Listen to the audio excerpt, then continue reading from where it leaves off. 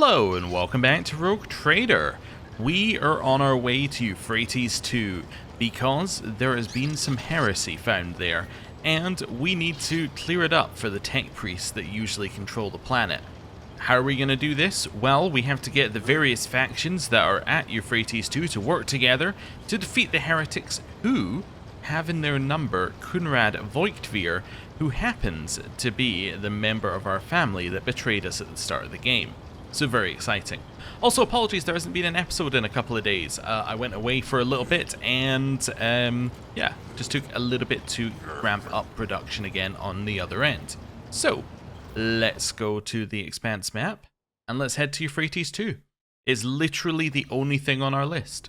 So, map of the Koronus Expanse. Now, do I know where Euphrates 2 is? No, we have been there several times though, but I do not remember where it is. However, I'm assuming it's this one. Yes, okay, so this is a little bit of an awkward one for us to get to. Also, interestingly, there is a path between these two. I don't know if we always knew that, but that's fine. We probably did, and I probably never decided to use it. So we're gonna go from here, obviously, to Mundus Valancius, and then I think there might be a path from Mundus Valancius to Frozen Prince, and then we can just go to Emperor's Palm afterwards. Yeah, I think that's what we're gonna do. So, let's do it. Also, let me just check my voidship for a second. It is not needing repaired. By the way, there is planned a big patch for this game. They said, I think it was 2,500 changes, and those were just the bug fixes that were going to be coming out soon.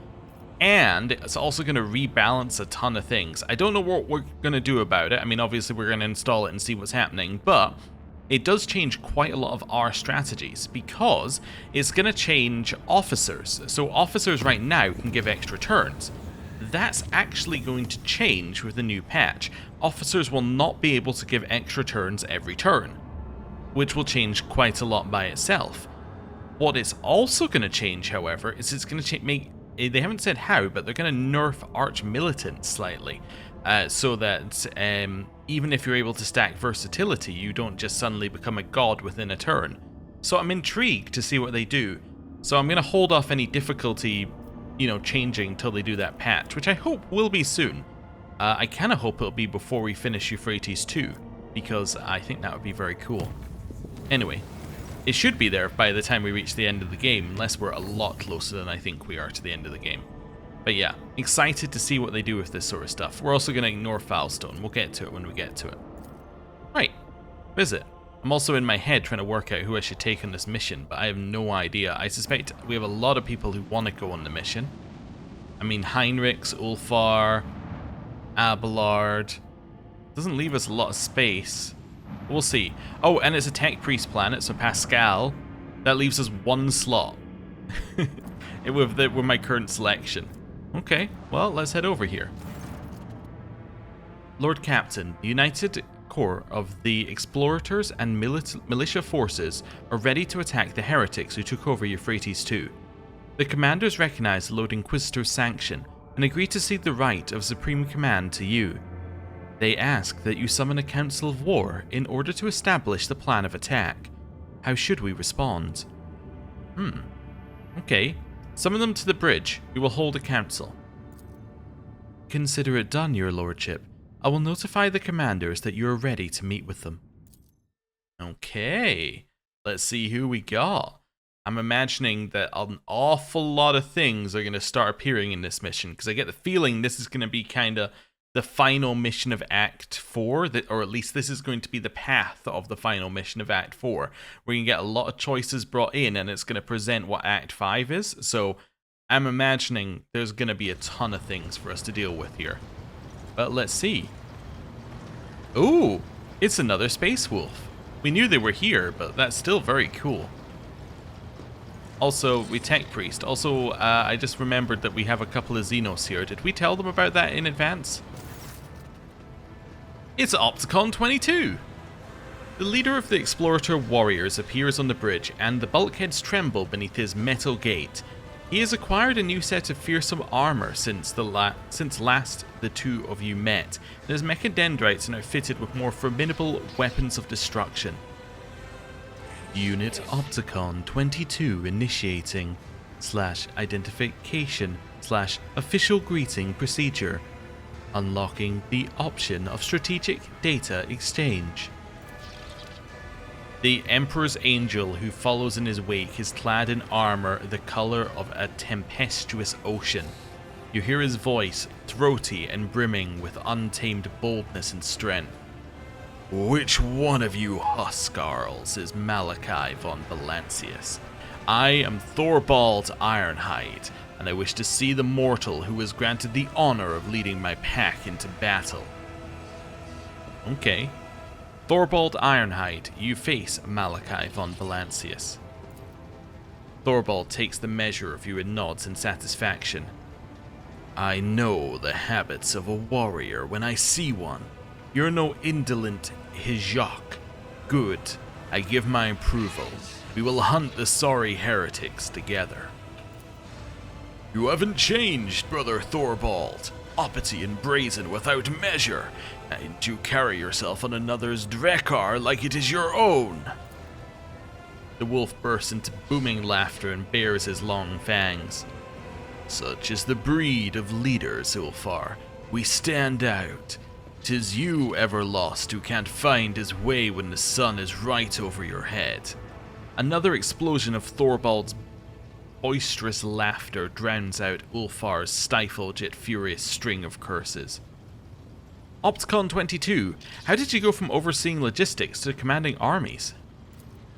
This command promotion / hierarchy status update / was executed following the /death / decommissioning / deconstruction of the ship Teeth of the Wrathgear. The fleet's war conclave was operating aboard that vessel. Unit Opticon 22 received premature / rank promotion / bonization to Magos Dominus based on his extensive catalogue of recorded combat engagements. May your service benefit from the updated protocols that were bestowed upon you and the new analytical data that was entrusted to your elucidation.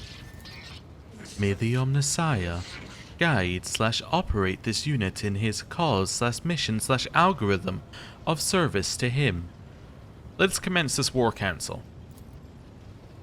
What good is another war council with a cog priest who knows not the joys of battle, who cut off his parts and replace them with augments to please his all-knowing master? He will propose again a cowardly plan unworthy of warriors, as is the custom of his brethren. Registering a show of impertinence / data insufficiency in regard to the military craft / eradication methods of the Adeptus Mechanicus. Oh? And who do we have here? The third leader? Are you having another fight, gentlemen? How predictable. A woman in power armor walks onto the bridge with an air of superiority around her. You remember seeing her before, in the retinue of Xavier Calcazar when he barged into your chambers after your Magnae Accessio. Thank you for not starting without me. Acolyte Aishara, dispatched by the Lord Inquisitor to facilitate the operation on Euphrates II. My privileges on this war council are those of an advisor. Heinrichs and Aishara exchange glances but do not say a word. You cannot help but notice the furrow that forms on the interrogator's forehead at the sight of his colleague.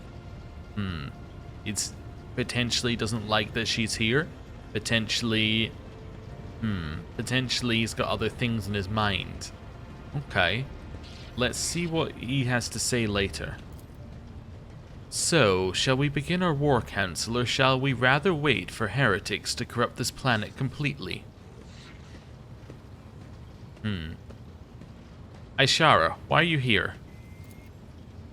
The Lord Inquisitor entrusted me with the task of forging an alliance between the assembled fleet and the forces of the Cognizance fleet.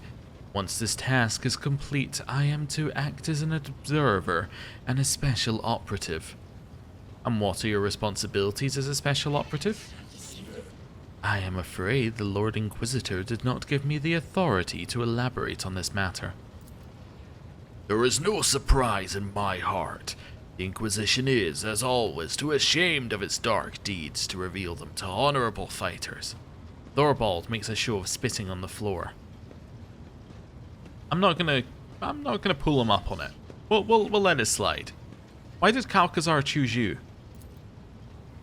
I happen to have some experience with large-scale bloodshed, rogue trader. That, and I never fail to deliver results. What troops can you spare to reinforce our army? The militia forces have already been transferred to Opticon 22. All I have left under my command is a tactical unit explicitly instructed to carry out the Lord Inquisitor's special assignments. Okay, so she's put her forces under the command of Opticon 22. Might not matter, but it's interesting, given that we've got two other commanders here. I see. It's about time we moved on to discussing how we intend to kill the heretics. We're not going to pull up two people not getting along. I need a complete report of the situation on the front. Euphrates, too, is a forge world. Manufactorums and extractiums take up most of its surface. Upon corrupting them / disrupting their production algorithm / the heretics enhance their ranks with possessed mechanisms and false / defective / traitorous Skitari whose protocols were disfigured with indoctrinating scrap code. Our forces have secured minor footholds on the surface but are unable to deliver an effective blow to the headquarters / operations center of the profaners in the Machine Cathedral at the heart of the Manufactorum Sigma S-13. According to the available data, it is the current location of the arch-heretic / termination target, the Dark Apostle Urlon the Cruel.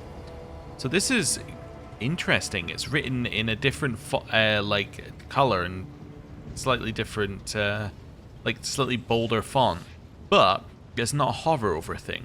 Okay, I guess it's just saying that they're going to use that term again. Okay. We may outnumber the enemy, but ours is a poor warband. All it has is steel curls of the Omnissiah and scantily trained serfs from across the expanse, while our foe is the detestable but nevertheless deadly, putrid-hearted traitors from the ranks of the Wordbearers. Their vessels protect the Machine Cathedral from orbit. Why have you still not commenced planetary assault?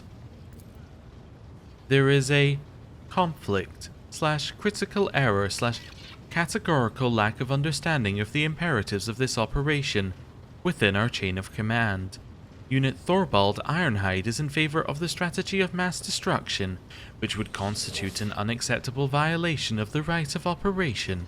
Every square meter of manufactorums is sacred / of high productivity value. Which is why the Cog Priest is so intent on hindering and sabotaging our assault by refusing us forces and landing Drekars. But Thorvald Ironhide won't fight on the terms of priests.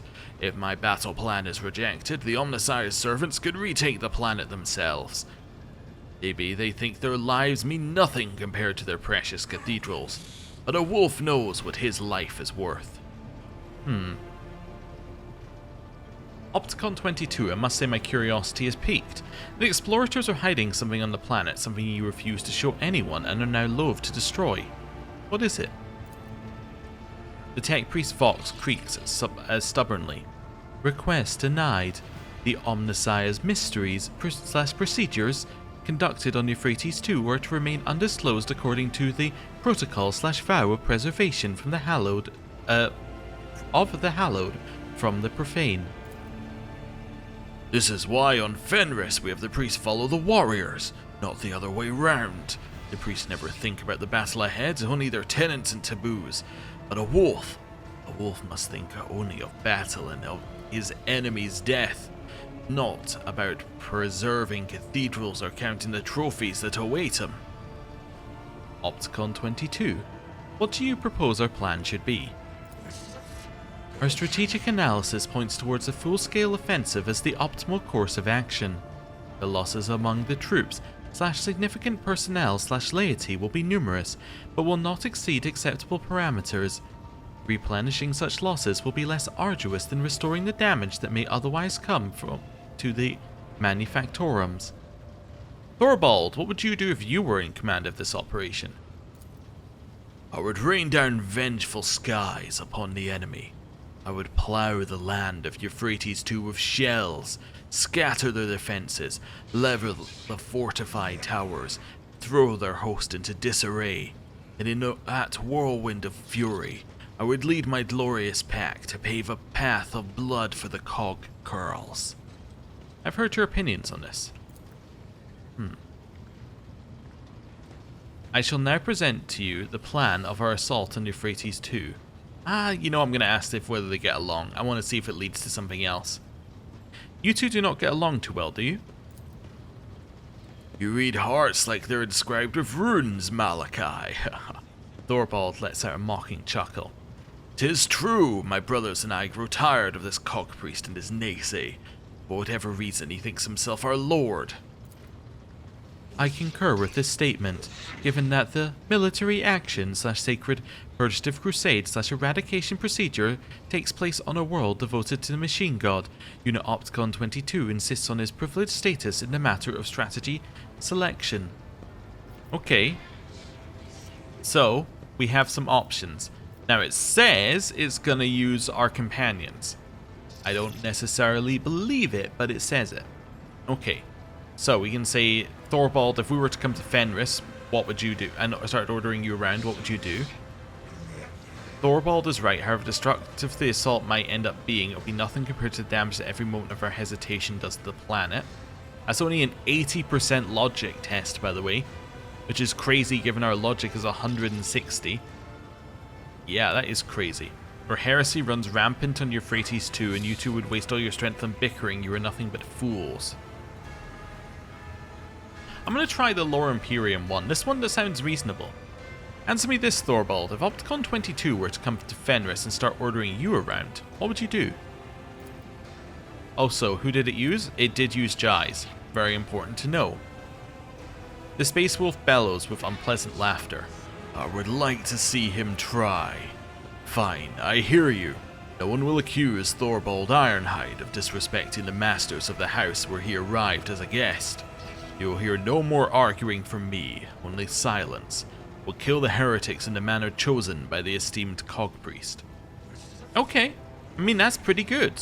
I don't know what that's going to lead to in the future, because obviously we could always have presented our plan as one way or the other, but it might mean like he follows orders later or something. That sounds good. It's only 7 experience as well, which makes me think it's probably worth something later. I shall now present to you the plan of our assault on Euphrates II. The first step is obvious. We eliminate the Machine Cathedral's orbital support. But what planetary assault strategy will you choose following the destruction of the enemy Void Fleet?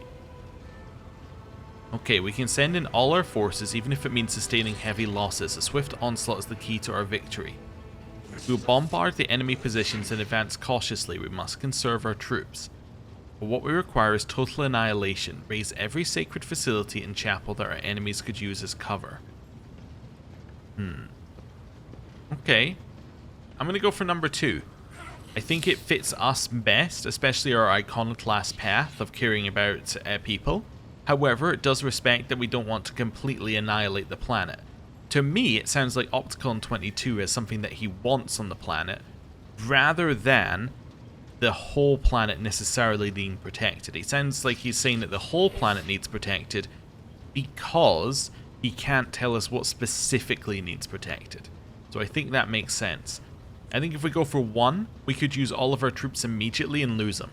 I think if we go for 3, it's going to make Opticon 22 very unhappy. So I think 2 is our answer. Your plan bores me. This is not the Space Wolf's way of war. But such cowardly strategies are the limit of the Omnissiah's cock curls, so you have my approval.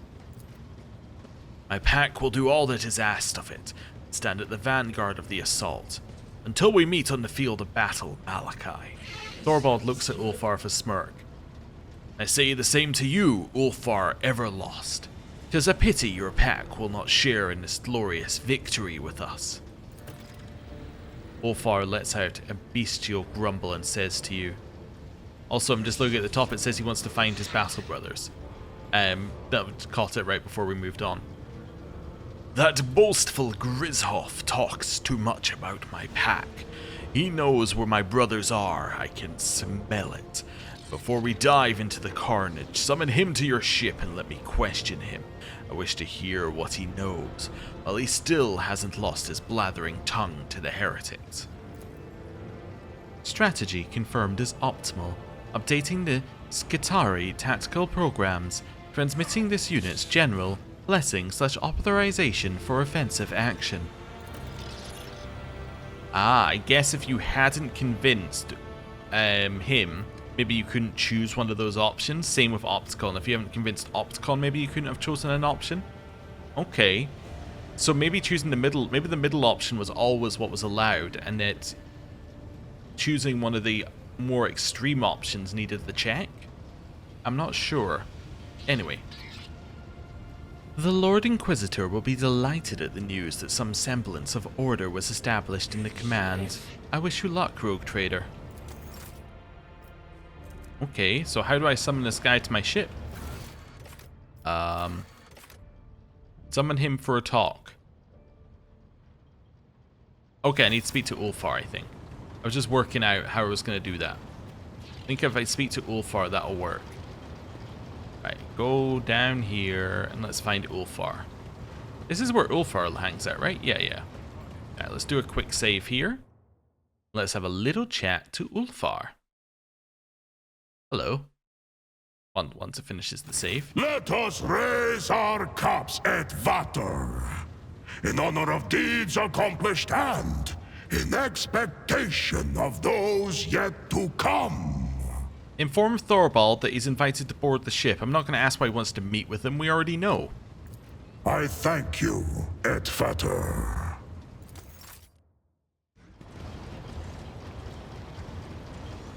Ooh, 2 of them this time.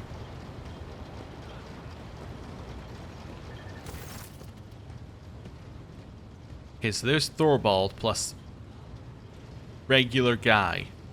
Okay.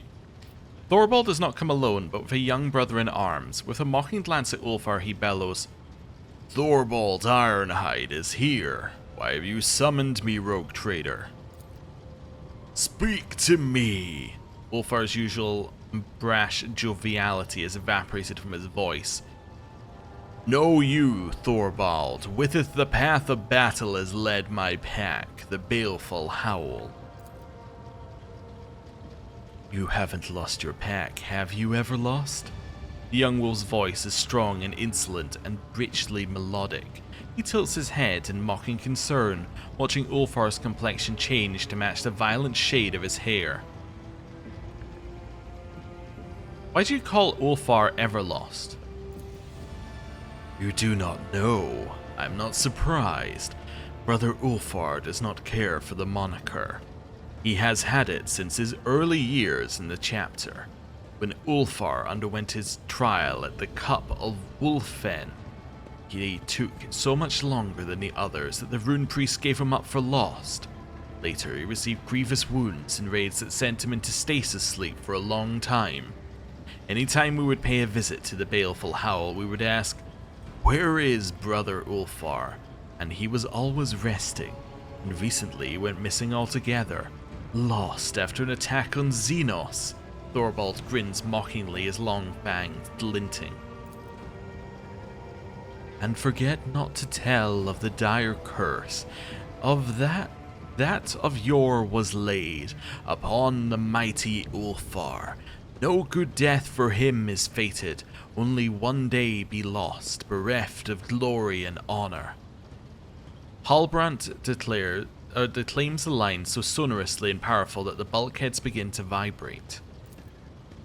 And any who cross his path, let him regale and gladly that proud warrior, Halbrand, blatherskite, singer of rumours, and fine tattler of tall tales, for he has glimpsed no worthy deeds in his short life.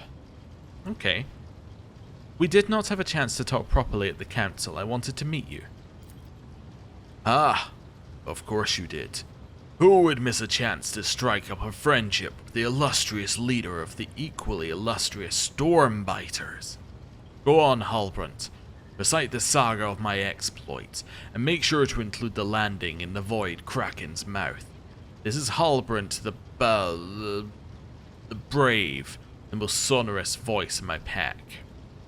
Thorvald nods at the tall wolf, who seems to radiate the pride vigor of a warrior. He was about to call him something else, but called him the brave. Interesting. I think you meant to say Halbrand the braggart. No, for his verses often weave together the truth with his own flights of fancy. Ulfar smiles vindictively, with a viciousness utterly unbecoming of an angel of the Emperor.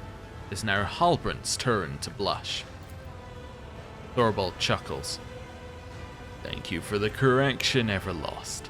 I reckon we can do without the saga. Are all wolves so hostile towards one another, or is it something personal between the two of you? Thorvald chuckles. It is only friendly nipping. If there was hatred between us, the walls of this glorious hall would have long since been painted with blood. Such is a warrior's nature, a wolf's nature. When we meet with strength, we test our teeth on it. Ulfar huffs a laugh in response. But there is a personal side to it as well. The Stormbiters have always tried to best the baleful howl in the glory of their exploits. Tried and failed, for my pack was and remains superior. They disassemble so sweetly, and they would tear each other apart at the first opportunity. Shut up, wretched captive. Halbrand does not even dignify Marazai with a contemptuous glance. He, is not a captive. He is the rogue trader's Huskarl. Ulfar averts his gaze. Oh no. Huskarl, a fine squad you have found for yourself, Everlost. Do you know where Ulfar's pack is now? Feasting with the Allfather in the Hall of Heroes, I reckon. With Jod filling their horns to the brim, as valor and loyalty did fill their hearts. Lies! Did you see their bodies? Which of the brothers will avow the truth of these words? Ironhide never lies. The young wolf's arm cuts through the air like an axe, and he angrily points at Ulfar. And you, Everlost, watch your tongue unless you want my dagger to deliver a penance of eternal silence upon you. No, we did not see their bodies, but we heard their ranting and raving, which could only lead to the jaws of Morkai. I would like to know the details. In the battle which you, Everlost, Arnulf and Skyadi were captured by the Xenos, the baleful howl took prisoners of their own. Under torture, the captive Xenos gave up the star coordinates of where they were to go next. Some important meeting, it seems. The place was far away, deep in the uncharted regions where the servants of the Allfather have never ventured. And your brothers decided to go there. No navigator would dare lead them to those dark places. So your brothers seized a trading boat and voyaged there without a helmsman. So you abandoned them to their grueling march. Ulfar's voice drops to a menacing rasp. Lower your hackles. I urge them not to throw away their lives in vain. Nothing but death could await them among the malevolent stars. We all came here to serve the Allfather and repay our blood debt, not to die for naught. Or have you forgotten that, Everlost? Ulfar, what will you do with this knowledge? I will not test our friendship at Batar. I know that if I call upon you to go with me in search of my pack, I will be taking you away from important battles and the saving of your home. So I will go alone to seek my brothers. But I will not abandon you in your hour of need. I need you, or I owe you. When we have defeated your enemies, I will leave you and follow the trail. Okay, so this is what he's going to do after the game, effectively, unless there's like a big time skip between acts. So similar to how Cassia could be going off to join and run the navigator house that she's a part of, it's not going to happen until we've dealt with the current situation. The trail is bloody and has long since gone cold, Brother Ulfar. There is no need to add another body to its tally. As the leader of the Stormbiters, I call you to our pack. Be a brother to us now. Ulfar gives the peaceably smiling Thorvald a penetrating look, his face darkening and his voice dropping low to a bestial snarl. Have you lost your mind, Thorvald? Perhaps it is you who has lost his mind if you are daring to speak that so insolently to Ironhide. Halbrand's insinuating tone is dripping with such menace that even the drawing of a sword could not have made his threat any clearer. Interesting. So they're inviting Ulfar to join them. They have said they do not hate each other, but their two packs were rivals, right? And that was one of the main reasons for it. He also dislikes the nickname they have for him, but whether that is truly a hatred like he wouldn't already face in his own pack, we do not know. So, them offering for him to join them, I'm just trying to figure out the motivations here. I guess it must just simply be that they do not want to see a space wolf go off and die, but interesting. Let's hear a little bit more. What makes you so certain they are dead? When the baleful howl was setting off, we exchanged gifts, our pack runes. Every 10th watch, a priest cast the runes and saw what fate they revealed. 50 watches after the baleful howl left, the runes showed calamity. 60 watches after they left, death. Since then, the runes have been voiceless and their patterns hold no meaning. And that's it! The spirits deceive you and your priest went a little soft in the head and forgot how to read his runes. For that you give up my pack for dead. Cowards. The runes do not lie, Ulfar. You know this. I'm sorry about your brothers, but their fate is clear. Why do you want Ulfar to join your pack?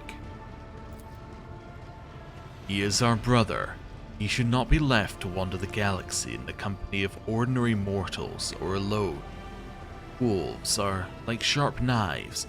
We hone ourselves against each other. Without brothers, Ulfar will rust and grow dull. Be with us, Ulfar. We will take you in. Go to hell, Thorvald. They'll take you in there. I'm not going to say that his associate too often speaks when no one has addressed him. I don't think that that's something we want to do here. Let's think about this here. So, do we think that Ulfar's brothers are dead? I think there's a high chance they could be. If the runes are cast as dead, do we think that Ulfar should join these two? I don't know. They seem to have Ulfar's best interests at heart. Maybe it's just because they don't want to see another space wolf, become weak and powerless and fade to nothing. But yeah, maybe we say that you should listen to them. Let's see what happens. He might hate it, but let's say Ulfar, perhaps you should listen to him. And even if you remain deaf to my words, I will still not tell you where your brothers went. Respect your alpha, Ulfar. You were too quick to call yourself my leader, Thorvald. Go and bark commands at your pups. Who are you calling a pup, Everlost? Unlike your pathetic pack, we will soon go into battle and accomplish great deeds. But you, coward that you are, want to shirk your duty. Honestly, I mean, like, if it was just Thorvald, he should join, but Halbrand is getting, he's not looking like someone you want to join with. Ulfar and Halbrand's roars merge into a single word. Duel! Okay. I'm going to say nothing and I will not interfere. A harsh shout drowns out the two wolves who are ready to lunge at one another. Quiet, both of you. Have you forgotten where you are? Holmgang can only take place on solid ground, not on a boat. The void and the warp are treacherous and unfit to host a duel of the worthy. And secondly, I am your superior, Ulfar, and so I'm not asking but ordering you to back up your chest beating with deeds. If the baleful Howl Pack is alive, as you say, let it march with the Stormbiters in the assault on Euphrates II. Let it display the valor of all the stories tell of. Will you stand alone for all your brothers, or have you gone soft? The wolf's leader's tone may be threatening, but you notice a sly glint in his eye. Ulfar, on the other hand, is growling furiously, with no matching twinkle in his gaze. Thorvald is deliberately riling up Ulfar so that he will fight with them, just to prove Thorvald wrong, I think. We'll see about that. I will prove that the Stormbiters will never be a match for the baleful Howl. At Vatar, I must be at your side when you depart for the assault. Promise that you will grant me this honor. I'm not going to ask Thorvald why he will not simply tell Ulfar where to look for his pack. Thorvald is doing this deliberately.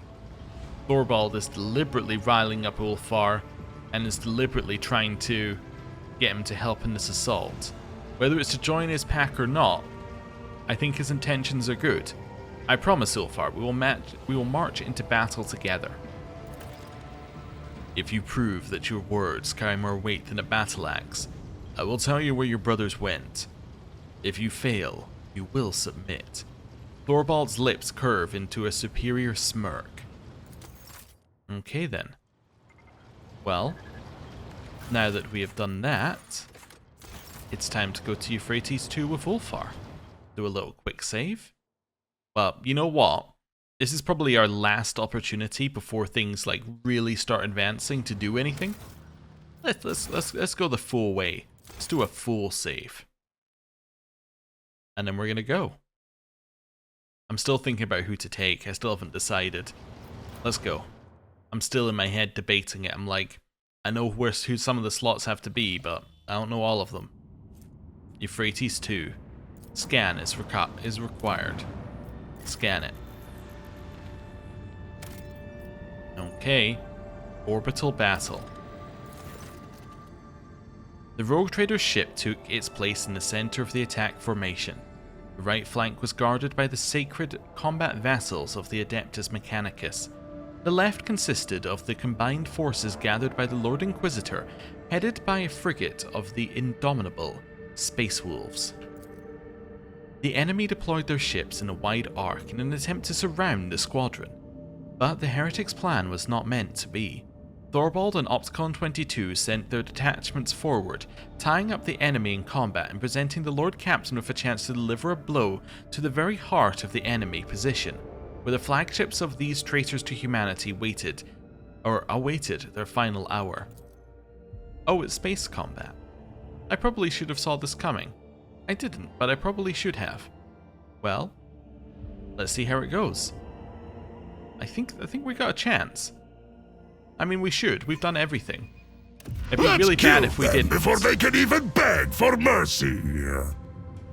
Okay, so we've got a Blasphemous Styx class heavy cruiser over here, and that's it.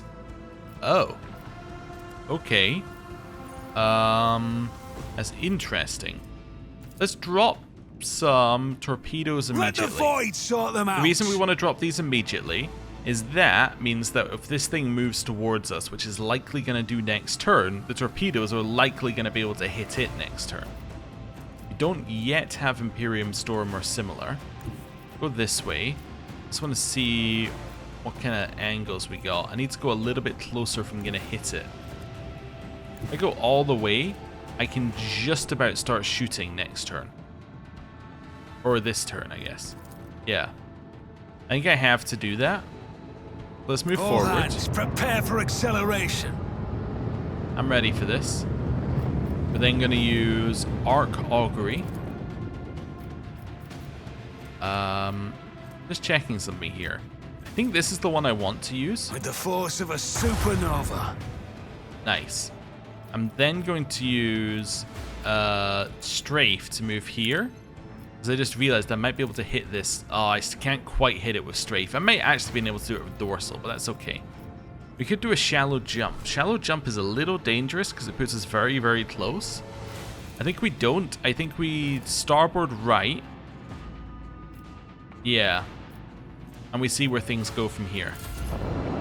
Sword class frigate gets its turn. It's not going to do anything.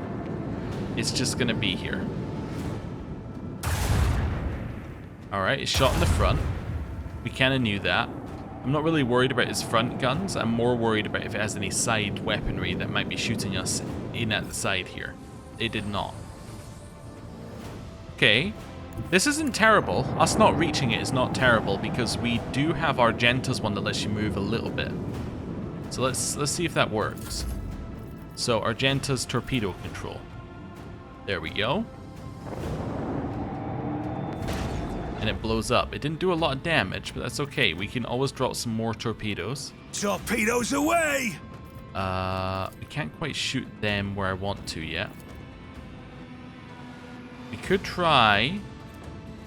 You know what? Let's use warp wave here. I can't use that on this thing. Does not affect ships larger than cruisers. Oh, we don't face that many ships larger than cruisers, I guess. If I do new heading, I can turn the way I want to turn. Yeah, I kind of want to end up over here. So, how do I end up there? So I do that. So let's go there and then shoot it. Lance batteries, volley! Okay.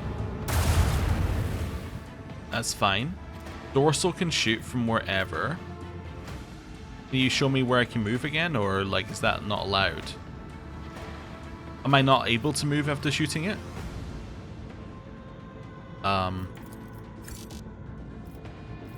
Dorsal? With the force of I thought I would be able to supernova. move after shooting. I didn't think I had finished, but I guess I had. Okay. Well, that's kind of awkward. Let's make our shields go in the front here, just because that's where we need our shields. I guess I could vulnerability scan it as well. This gives us a weak side somewhere. It's the front. Okay. Yeah, see, what I was hoping to do was get round, is shoot it there, and then get round here and shoot it in. But I would shoot it in there, but I can't. Oh, I must reach one of the end ones. Oh, okay then. Oh, I see. There is a tiny bit I can move there. All right, lovely. Now I've reached the end. My mistake. Okay. That's fine. It did some shots. Let's see what their next move is. A couple of fighters appeared. That's okay. We're not overly worried about the fighters. That should be going into our front shield, which is fine. Moving past us. Yeah, a little awkward, but that's fine. Kind of want to spin around there, but that's going to be difficult to achieve. Yeah, we want you to shoot us as well, not them. I don't think that instant kills them, so let's just move you around here. Oh, it immediately destroys that? Oh, okay, well. You learn, you learn. Right. I'd love to get back alongside it here. Let's do a swing run. Yeah. It's okay. I'm then gonna shoot Lance this, batteries, volley! followed by a dorsal, With the force of a supernova. followed by one of those.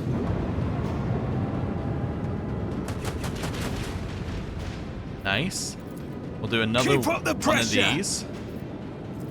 And I think front is still the one I want protected. Let's restart our shields while we're here as well, so we're not moving a lot this turn, and then I'll use warp wave. Actually, we might want to keep shallow jump. Let's hold off here then.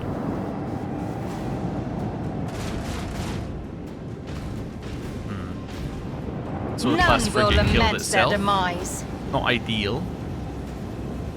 Not ideal. It's turning, so if we can find a way through here, we're actually in a great spot. We could shallow jump, I suppose. Might work. Yeah, go up here and blow up. I just want to see if that would kill it. It does not.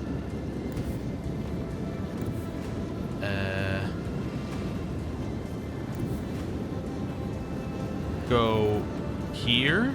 Let's see how things go from here. Shallow jump. Nice. Dorsal. Fire at will. Okay. Followed up by... Actually, cancel that. Can I do an arc? Do you think an arc augury lets us hit? I think it does. I think it lets us hit at the front here. This arc augury. So that now gives us the ability to shoot in at the side. Supernova. Yeah. Okay. I'm gonna drop one of those. Away. Head round here. Kind of hoping we could hit port side there, but I guess not quite. What I could do is do this, followed by strafing. All hands prepare for acceleration. There we go. Now we can Macro shoot. cannons, open fire. Detecting a vulnerability in the enemy's defenses. I don't actually want to waste our Imperium storm. I'm just going to make our defense a bit left, and then we'll see how things go. Okay. That's fine. That's the side we protected, so that's absolutely okay. Yeah, it shot a lot at us, but it didn't do a lot towards actually killing us. Now, we could still die to the Swift Death fighters. That's a distinct possibility, but we'll see. It's a little annoying, these guys. But they are shooting the torpedoes, which I think is a great start for us. Okay. Torpedo. Go in here. And then we might be able to kill it with like one last shot. Just straight in there. Launch batteries, fully. Perish in the void, Perfect. heathens and cravens. Right, now we just pick one and start Salvo. shooting. Can't quite get that side yet. Dorsal. Fire at will. Nice. Let's spin these guys. Didn't do that much damage to them, unfortunately. Love to head over here and then port side shoot. Actually, let's drop a couple of these as cancel. Cancel. Let's drop those so these guys might shoot them. Head over here, port side. Let them chase our fury. Okay.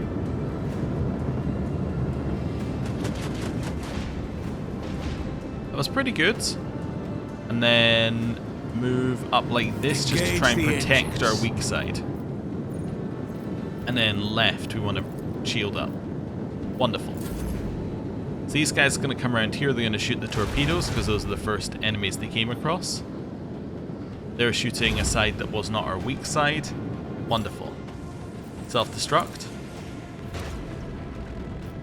Shoot. Salvo! Do new heading here so we can turn properly. Shoot. With the force of a supernova. There we go. That's pretty good. Followed by another one. Fire at will. I don't know how we're going to hit port side. I just don't think we can. Torpedoes, away! Could spin it. Might do 1 damage. Did not do 1 damage. Okay. But on the positive side, it has to try and get to us somehow. And it didn't. Alright. I knew you were a great Lord We did Captain it. Sherin. Wonderful. Okay. That was mostly successful, I would say. We can now also repair and save here, which is even better. We can save after going into, after doing that combat. I think is great. So let's do another save here. And let's see if we can land on Euphrates too.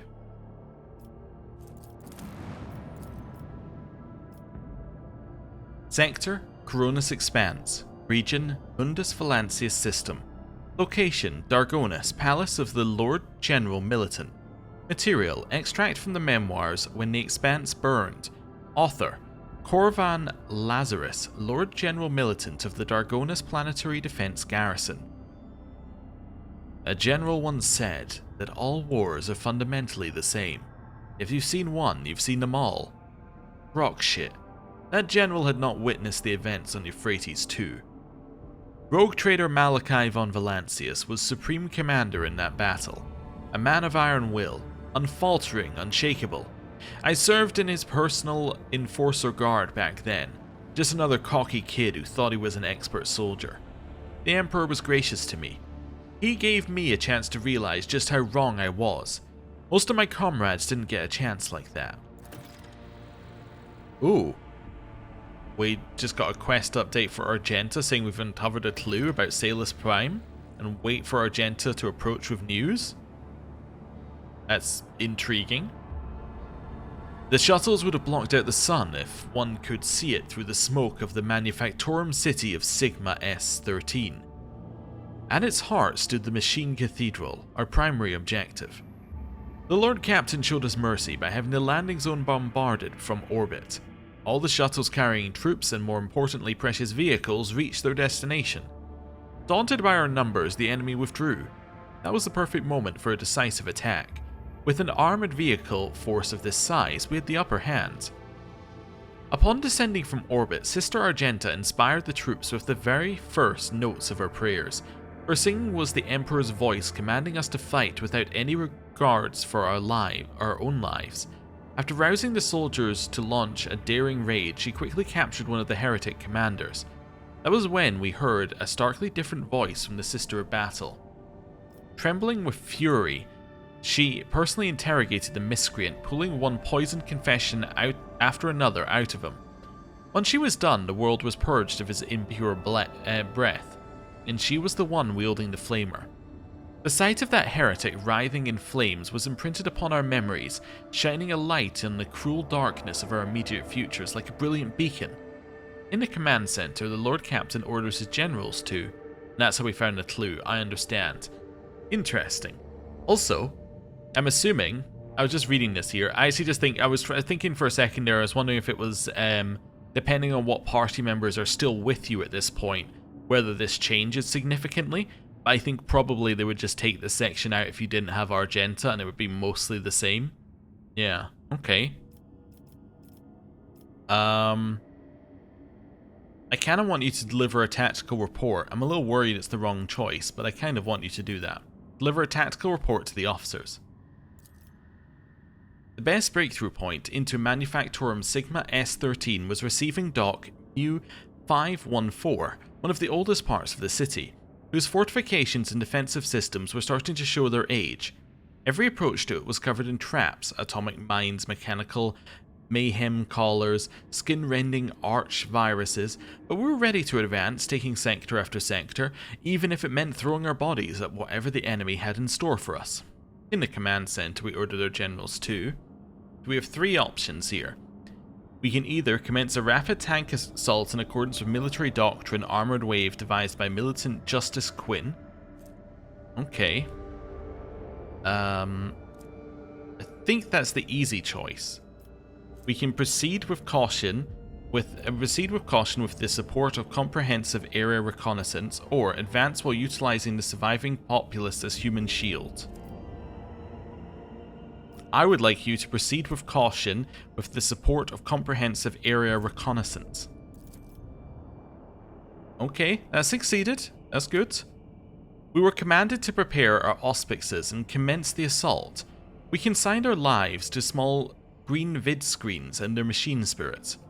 Whenever we avoided another one of the enemy's traps and ambushes, we would then voxcast their coordinates to artillery gunners. While our comrades rained thunder and lightning upon the heads of those skulking whoresuns, they gave the Emperor's peace to the rest, making slow but steady progress towards the city walls. Pushing through the ruins of sacred workshops, we looked with awe upon the machines that, up until that point, had remained forbidden to the eyes of the laity. Those were the palaces of the incredible and frightening technology, voidship assembly halls, alchemical atriums, sacred arsenals, generators producing invisible fields unsettling to the mind, and scriptoriums containing knowledge of horrors best left undiscovered. Not so difficult actually, I'm gonna say not so difficult awareness test. It's actually fairly okay if you have reasonable awareness. Anyway, in one of the chemical chapels, we came upon a shipment of cisterns containing hallucinogenic gas.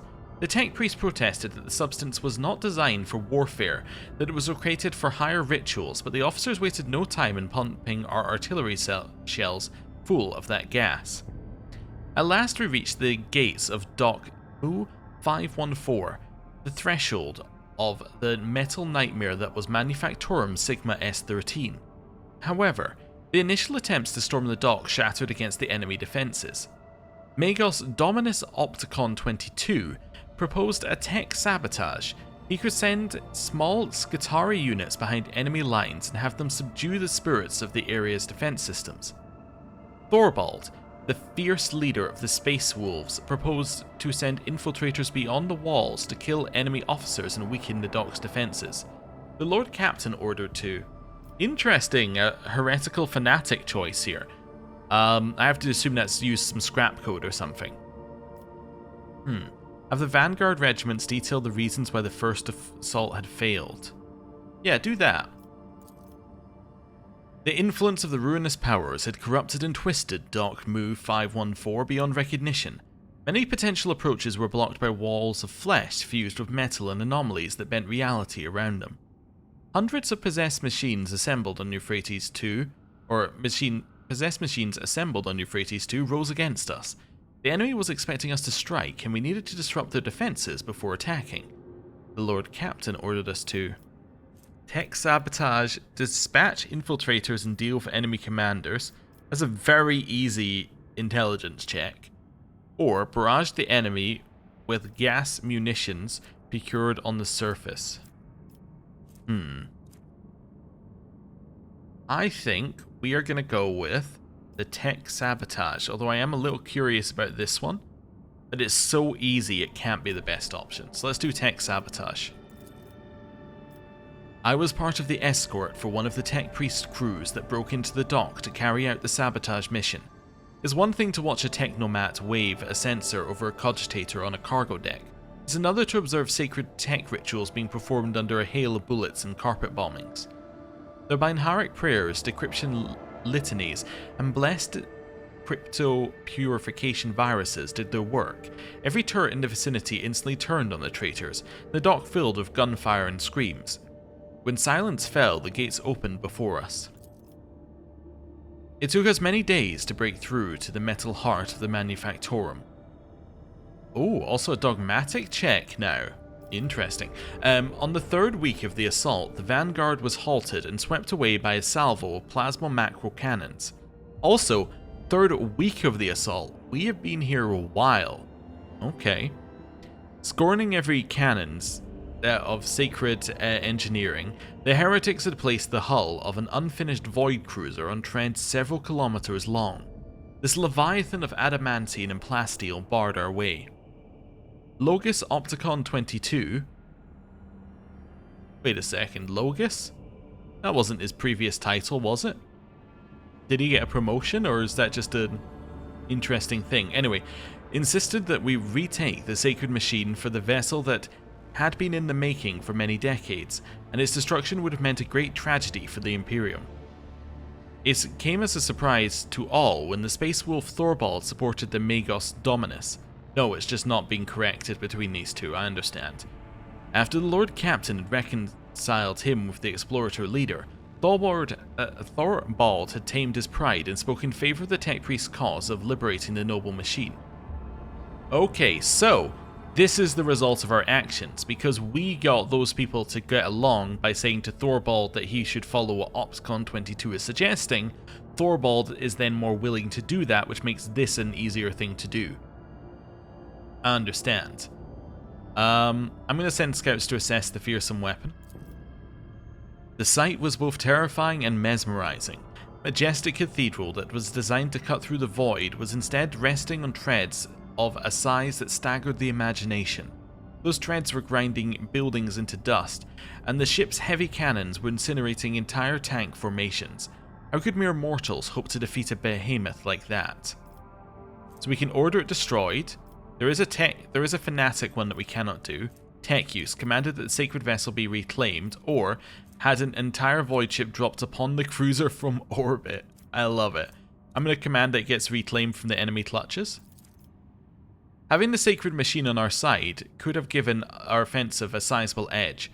Our orders were to get a landing force to the cruiser's bridge and escort the engine seers to the main cogitator. Our shuttles used the turret's blind spot to deploy elite troops on board the cruiser. While they were engaged with the shrieking heretics, the engine seers reasoned with the machine spirits of the main cogitator and initiated the blessed purgation protocol on the inner decks. It took 3 days to drag every last cultist corpse out of the compartments. Ooh, a new very cool image. So we've got the tech priest at the front here. We've got obviously the ones that have been turned by scrap code there, and then you got like one of the big multi-legged forge fiends at the back. Cool. Slipping on pools of blood mixed with sacred unguents, we made it to the machine cathedral. A gargantuan hall breathing with the flames of 1,000 furnaces. The last bastion of the enemy army. That was where I first faced the word-bearers, betrayers of humanity and unworthy sons of the Emperor. What could we mere humans possibly do to match their unholy, bestial rage? So I can command everyone to close ranks and direct all forces against it, which is likely going to fail. Devised a plan that would place the Space Wolves at the forefront of our strike, or brought the might of the captured explorator cruiser to bear. Yeah, I think I'll use the one that we got in the previous check rather than one of these. Like at best we got 39% chance, and it also completely destroys the it sends the Space Wolves into the center, which doesn't sound like a great idea. I mean, it probably will work, but like this will probably have less casualties. Let's use the captured explorator cruiser. There is no greater pleasure in war than to turn the enemy's weapon against themselves. The Chaos Marines are stronger than an army of ordinary troops, but even they cannot survive a direct hit from a macro cannon.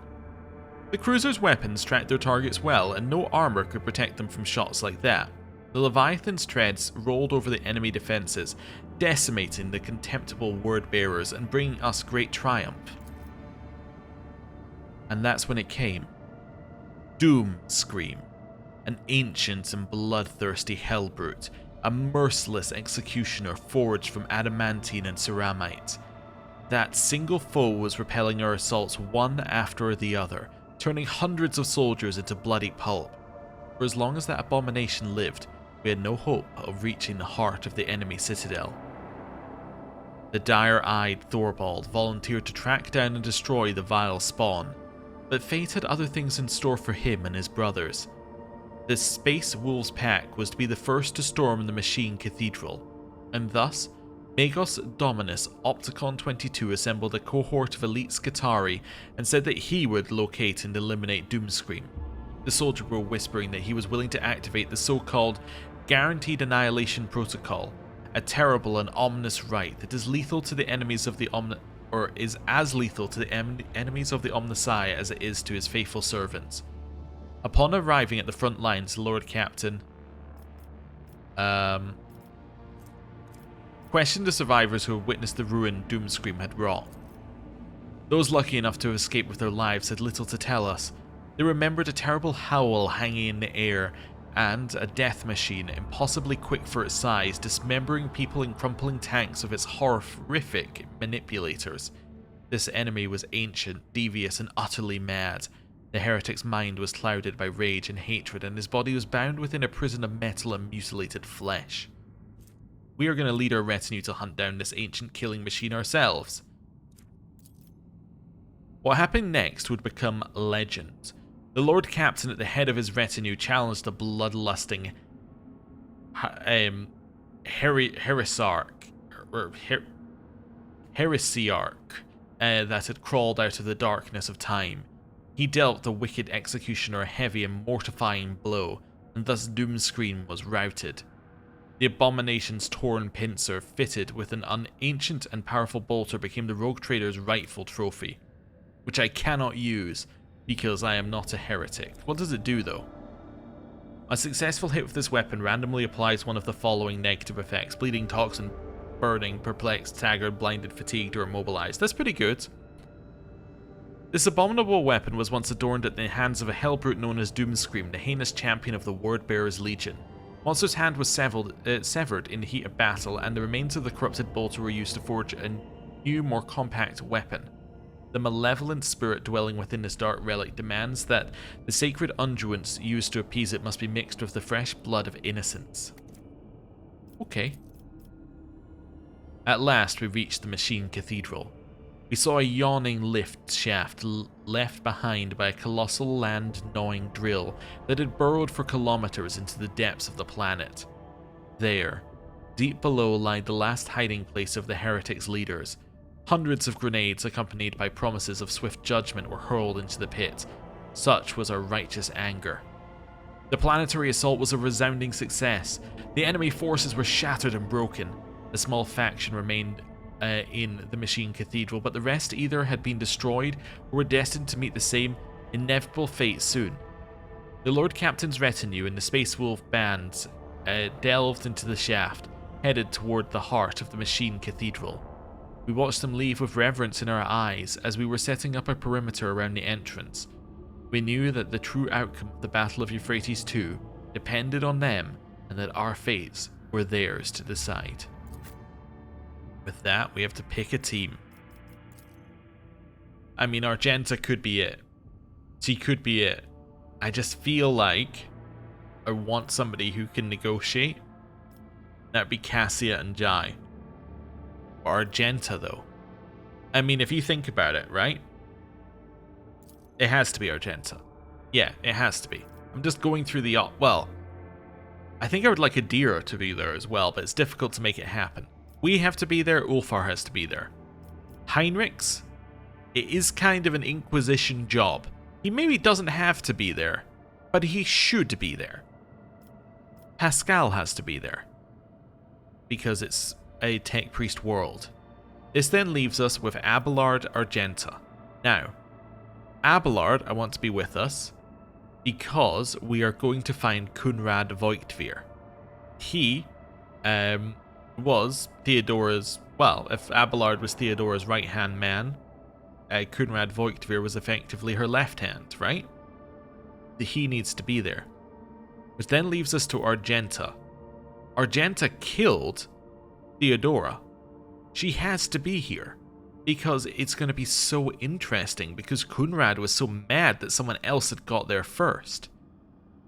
Adira could be interesting, because Adira also had a deep connection to Theodora and knew Kunrad, but I don't think it's as much as Argenta right now.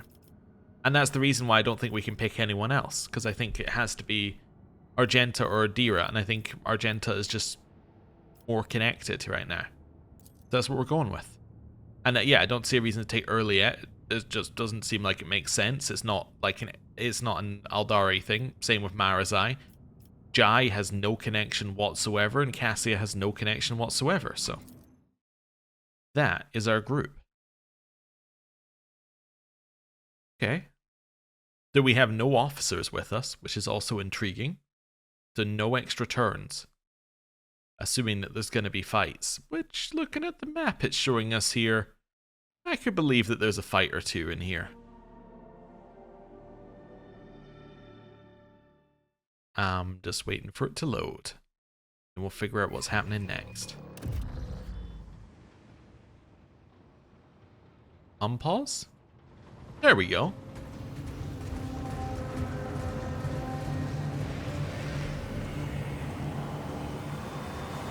May the energies of the Imperium flow. May the gears resume training. May the batteries be infused with the blessed poison of the unreal.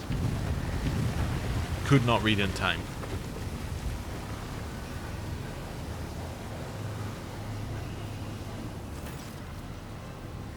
Okay. The giant, clad in dark crimson armor, is in the middle of a sinister litany, his words turning into a repulsive ethereal stench and flakes of otherworldly ice. He does not notice your presence. The same cannot be said about Kunrad Voigtveer, who stands at his side. His completely mutated turquoise eyes flash upon seeing you. He flinches, but remains silent, hesitant to interrupt the ritual. Wow. He looks really, messed up. I can observe the sinister sorcery at work. You can feel the strings of the surreal force emanating from the sorcerer's fingers and wrapping around the enormous disc of the drill. He is feeding its sacred batteries with his profane magic as if it were the motive force, subjugating the tech priest's creation to his will. The sorcerer does not turn his head as his voice rolls over the room. I see you, mortal thing. I sense your meek mind. The sorcerer reluctantly turns his burning gaze upon you. So you are the one who is so eager to meet me and your own demise. Rejoice, brother Twilight. Today you become the new rogue traitor. Voigtveer's deformed features twist into a bloodthirsty smile. Yes, master. I will rectify my mistake and reclaim what was stolen. Examine the machine. The platform beneath the sorcerer's feet is the drilling machine's massive tunneling shield. This mighty mechanism can gnaw through underground rock, bunkers, bulkheads reinforced with adamantine, or anything else that may lurk in the planet's depths. The corrupted servants of the Deus Mechanicus scuttle around the heretic, muttering twisted prayers of ignition in attempts to persuade the Omnissiah's majestic beast to awaken and rend the world's flesh. Okay. Voigtveer, what in the devils are you doing here? Voigtveer cocks his head sharply like a bird and laughs mockingly. I am on the path to greatness, Malachi. True power, the kind of which you and Theodora could only dream of. The edge of daybreak promised to weave me a truly remarkable fate.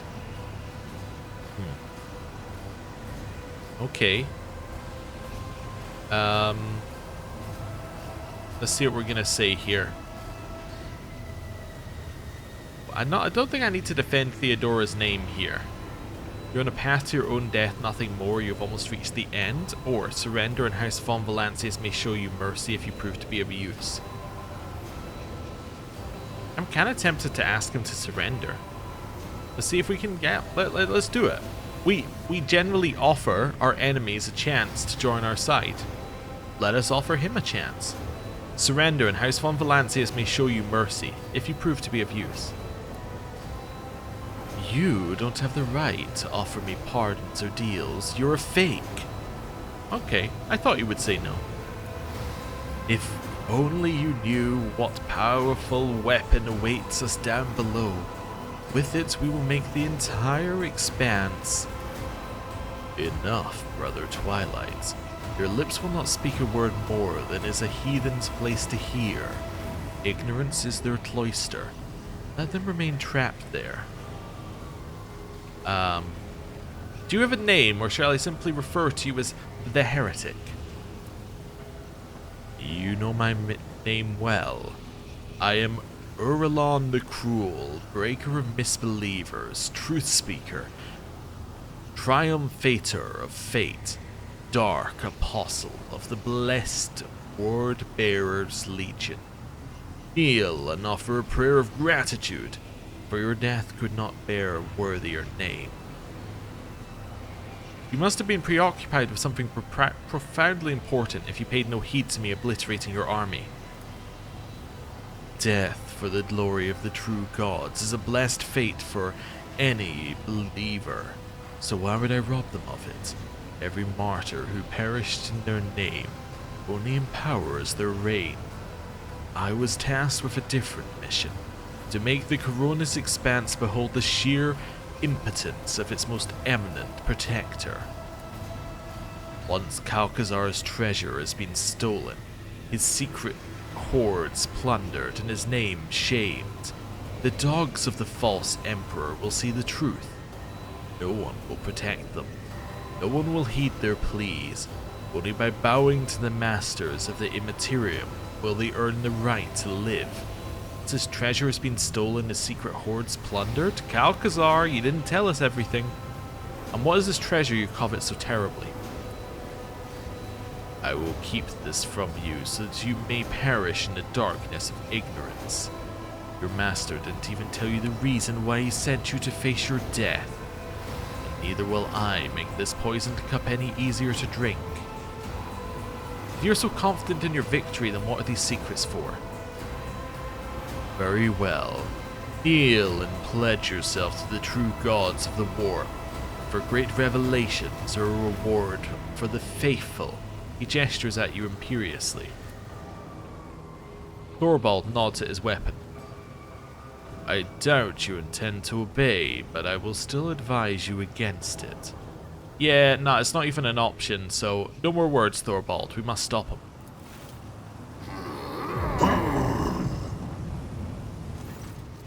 The wolf lets out a chilling howl and his pack ready their weapons, acknowledging it as an unequivocal order to kill.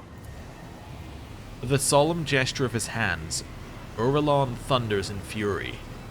Let those who blaspheme against the true gods beg for forgiveness in vain. Let their lips be sealed, let their hands be severed, let their souls be reaped and scourged.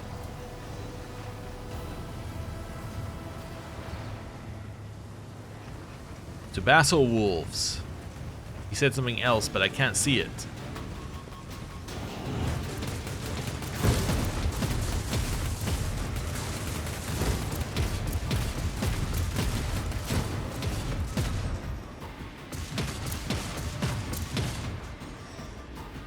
Oh. A glorious fight awaits. Take heed with the silver-tongued traitor, for he is old, sly, and strong. But by the All-Father, the wolves will spill rivers of his blood today. The horrific display of profane sorcery appears to have filled Thorvald with joy and anticipation rather than fear. Have you encountered Uralon before? No, or else his head wouldn't still be hanging on his neck. But my pack has heard plenty about his strength and his ignominious misdoings. One can see the evidence of his malefactions across all the Koronus Expanse, like bear tracks upon fresh snow. He stalked him and looked for a chance to clamp her jaws around his throat. The craven knows well how to hide behind the backs of his heretical lackeys. What manner of witchcraft was he attempting back there? He wished to wake the tunneling behemoth. If you hunger for my thoughts, Uralon is searching for something down below in the Manufactorum's deepest halls.